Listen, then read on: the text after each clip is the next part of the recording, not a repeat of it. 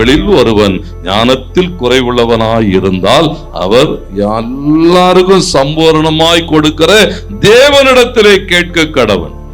அப்போ ஞானம் தேவை என்று சொன்னா ஆண்டவர் சமூகத்தில் என்ன செய்யணுமா? ஜெபிக்கணும். பலன் தேவை என்று சொன்னால் தேவனுடைய சமூகத்திலே காத்திருக்கணும். இஸ்ரவேல் மக்கள், தேவ ஜனங்கள் மேல் வீட்டு அறையிலே காத்திருந்தார்கள் என்று எழுதப்பட்டிருக்கிறது.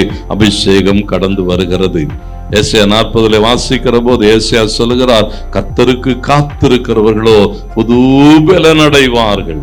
அப்போ தேவ சமூகத்திலே காத்திருந்து நேரம் எடுத்து அவரோடு கூட உறவாடுகிற போது நம்முடைய வாழ்வில் என்ன உண்டாகிறதுன்னு பார்க்கிறோம். இந்த பலன் அபிஷேகத்தினாலே நீங்கள் நிரப்பப்படுகிற போது ஆவியானவர் தருகிற அந்த பலன், ஆவியானவர் தருகிற அந்த ஞானம் என்ன செய்யும் சொன்னா சூழல்களை எல்லாம் தாண்டி நம்மை ஒரு பெரிய ஆசீர்வதிக்கப்பட்ட வாழ்க்கை வாழ உதவி செய்கிறது. கர்த்தர் அப்படியே நம்ம ஒவ்வொருவரையும் ஆசீர்வதிப்பார். அல்லேலூயா.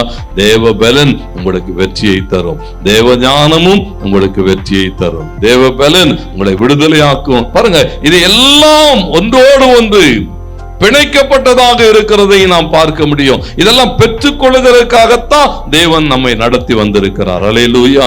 அழைக்கப்பட்டவர்கள் எவர்களோ அவர்களுக்கு இயேசுவே எப்படி இருக்கிறாரா, அவர் தான் சொன்னார், நான் தான் உன் பலன், நான் தான் உன்னுடைய ஞானம். தேவன் உன்னை எந்த சூழ்நிலையும் தாண்டி என்ன செய்வாரா?